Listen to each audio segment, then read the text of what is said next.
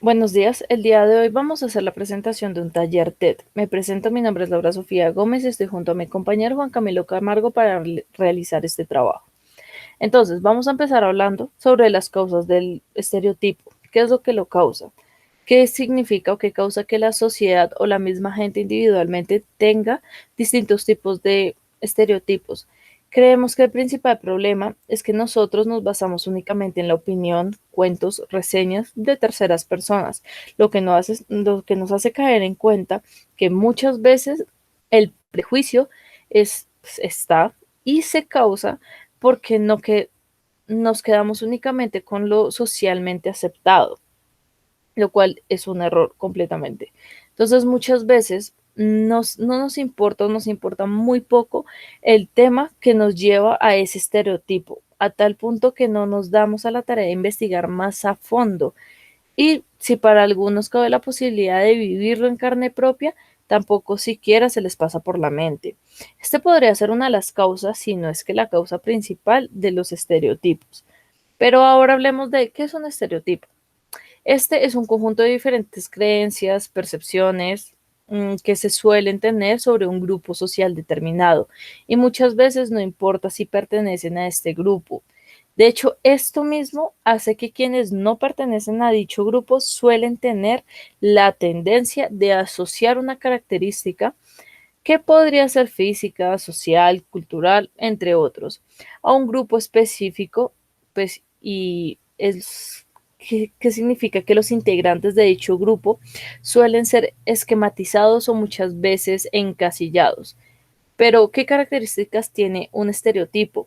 Podemos empezar porque una de las más importantes es que se recuerdan con facilidad y por mucho tiempo, es un tiempo muy prolongado, pero también puede aparecer nueva información relacionada con ellos y esta misma ayudaría a reforzar el estereotipo. También es muy importante tener en cuenta que aparte de lo mencionado anteriormente, los estereotipos causan tanto impacto en las diferentes creencias que se tienen sobre un grupo a tal punto de llegar a influir directamente en las distintas expectativas que se pueden tener sobre distintas o ciertas personas. Y estas expectativas o estereotipos pueden ser tanto positivos como negativos o neutros. Otra característica importante que va de la mano con lo dicho anteriormente es que el estereotipo en sí es difícil de quitar del pensamiento o creencia de alguna persona que ya lo posee. Por ejemplo, a las personas de Medellín les gusta el reggaetón. Esto es un estereotipo neutro debido a que no afecta a la impresión que se tiene sobre la comunidad. Es simplemente un gusto que esta misma tiene. Ahora, un estereotipo negativo sería los barristas son delincuentes. Eso es negativo porque, pues debido a que se lleva la idea errónea de las personas que comparten características con el grupo y con personas de este mismo. Y un ejemplo de un estereotipo positivo es que los campesinos son trabajadores. Este estereotipo es positivo debido a que primeramente es algo cierto y nos da la idea de que los campesinos son personas que luchan por lo que quieren y por lo que necesitan. Entonces, ¿por dónde se transmiten los estereotipos? Estos mismos pueden ser transmitidos por diferentes herramientas de telecomunicaciones, pues de comunicaciones y entretenimiento, como por ejemplo los periódicos, el internet, las películas, los libros, etcétera. Esto debido a que estas empresas necesitan que algún personaje o grupo de personas relacionadas con una característica específica, como la raza, la nacionalidad, el género, sea pues fácilmente identificable en cualquier parte del mundo y por cualquier persona. Para estas ciertas características, que son las más sobresalientes, y se exageran para que de esa forma los consumidores de este tipo de medios se lleven una idea errónea o incompleta de la realidad de estos grupos o pues de las diferentes personas. Ahora bien, no solo se transmite por herramientas de telecomunicaciones, hay uno que es incluso más importante, que son los medios por el entorno de la familia, debido a que los padres van criando a sus hijos basándose en sus creencias y sus principios, esto compartiéndolo con los hijos. Puede ser directamente o indirectamente. Y esto posteriormente para que el niño en su crecimiento tenga estos mismos estereotipos, pues ya de una persona ya adulta o incluso adolescente. Ahora, pasando al punto de prejuicio. ¿Qué es el prejuicio? Esto es una idea, pues, prejuicio, el significado es que es cuando se tiene una idea errónea que generalmente se tiene de una persona o una comunidad. Y dicha idea no se crea directamente en la experiencia de la persona, o sea, eso no nace de uno, sino que se nace de una tercera persona, de una experiencia de terceros o de lo que vemos o leemos. Es importante tener en cuenta que los prejuicios están cargados de emociones y esto generalmente hace que la persona actúe en función de dicha emoción. Entonces, una de las características más importantes de los prejuicios es que estos mismos llevan a la persona a actuar de un modo determinado respecto a un grupo o individuo que se encuentra ya anteriormente prejuzgado. Esto debido a que la persona suele correlacionar a los miembros de dichos grupos con algún tipo de emoción como la empatía, el amor, el odio, el enojo, pues, entre otros, ¿no? Y como se dijo antes, dicha emoción puede ser tanto positiva como negativa y puede ser alterada por las mismas emociones. Entonces, ya que tenemos claro qué son los estereotipos y qué es el prejuicio, podemos hablar de cuáles son las consecuencias sociales de dicho estereotipo y prejuicio.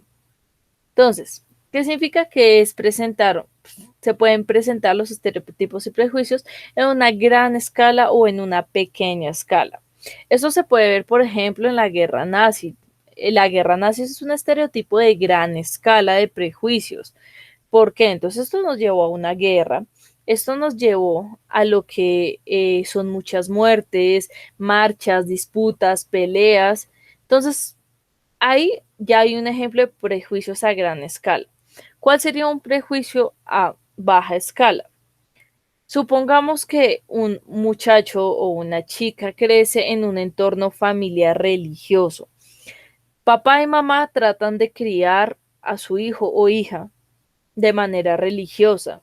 Él crece, llega a la adolescencia, pero tristemente para sus padres, él no termina, no está convencido de querer ser religioso, sino más bien irse por la parte de la ciencia. Entonces, ¿qué pasa? Que aparte de la creencia ya independiente de él o de ella, puede llegar alguien por aparte eh, que no tenga cercanía del núcleo familiar y puede tratar de meterle pues en su pensamiento algún tipo de estereotipos y prejuicios sobre las creencias religiosas. Entonces, ahí la consecuencia social, pues y también familiar, sería que se podría dar una ruptura familiar donde los papá y mamá deciden romper todo lazo familiar que tenían con su hijo o con su hija por tener otro tipo de creencias y por tener algún tipo de estereotipo o prejuicio hacia la creencia de él e inversamente. Él teniendo estereotipos y prejuicios hacia pues, papá y mamá. Entonces, así que todas las consecuencias sociales se dan pues, de todo tipo, desde las muertes hasta las charlas, marchas, discusiones, peleas, irrespeto, pues entre muchas otras.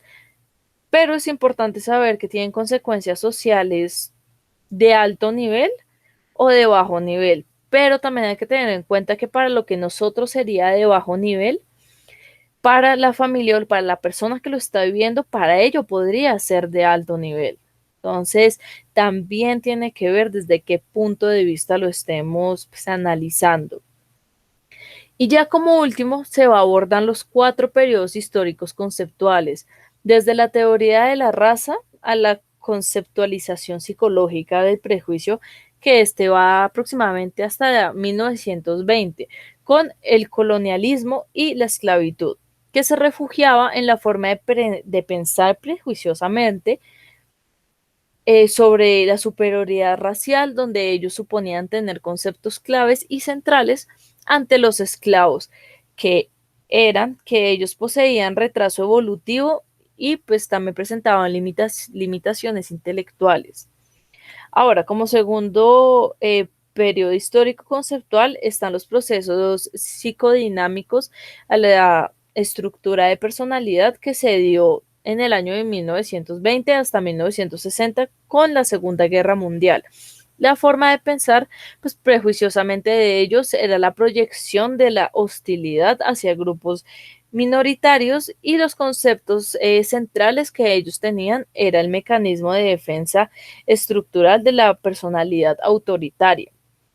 Entonces, la psicología, pues ya la tercer periodo histórico conceptual, es la psicología individual a la influencia social que se dio desde el año de 1960 hasta 1980, junto con los movimientos sociales antidiscriminación y la forma de pensar prejuiciosamente era la construcción del pues, prejuicio a partir de las normas sociales y sus conceptos centrales era la conformidad, obediencia y socialización.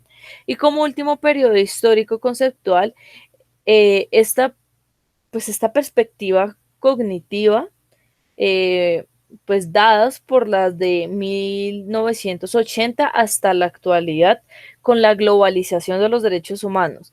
La forma de pensar prejuiciosamente de este es sobre el sesgo cognitivo en la construcción de identidad social y sus conceptos centrales son la categorización, autoestima y atribución.